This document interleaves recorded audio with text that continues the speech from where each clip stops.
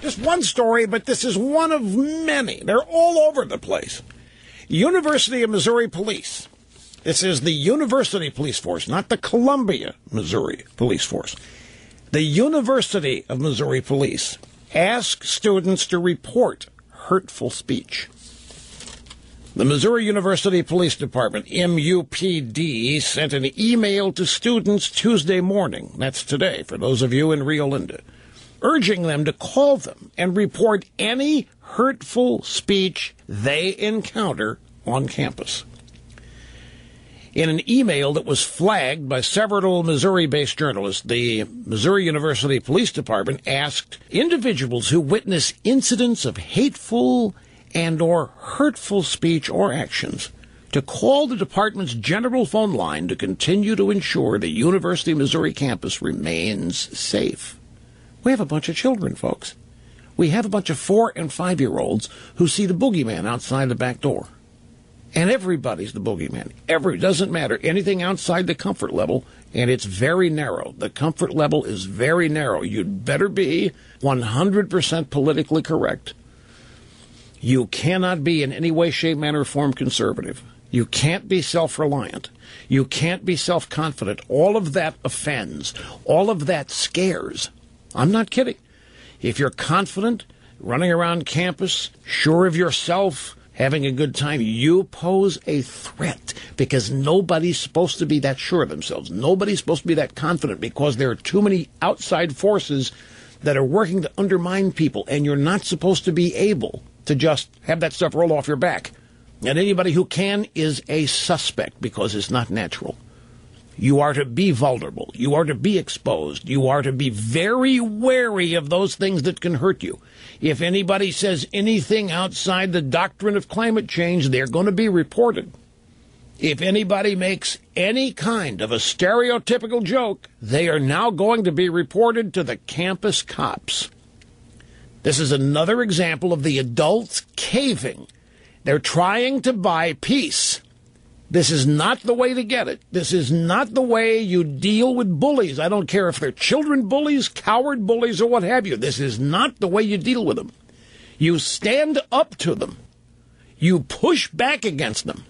But nobody's willing to do that. Nobody's willing to do that to the Democrat Party bullies. Nobody's willing to do that to the White House bullies.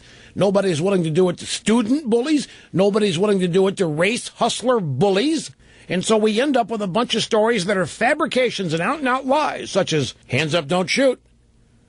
We have students 120 miles down the road literally scared to death and feeling unsafe because there was not an appropriate response from the university administration after Ferguson happened. Never mind that the students don't know the truth of what happened in Ferguson, and if they're told it, that makes them feel unsafe. That frightens them.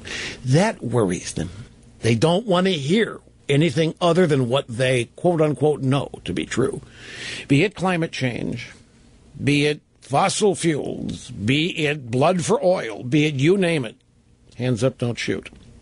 And so, the University of Missouri Police Department is suggesting that students provide a detailed description of the offender, the location of the offender, or the license plate number of the offender's car. And if the car is offensive, and they're being urged to even take pictures of the people saying or doing things that offend them, that make them feel unsafe. Take pictures of people engaging in hurtful speech. You know what hurtful speech is? It's anything our little children don't understand. It's anything our little children don't agree with. It's anything our little children don't want to have to deal with. It's all hurtful. And they demand to be protected from it. The only way to be protected from it is to find the people engaging in hurtful speech, using the First Amendment, and somehow penalize them. Kick them out of school, kick them out of town, put them in jail, whatever it takes to protect our precious treasure of our young college children. Yes, because they must not be upset. They must not at all ever encounter anything that makes them the slightest bit uncomfortable. Otherwise, they may have to postpone taking tests because they will not be in a proper mental attitude of success to take one.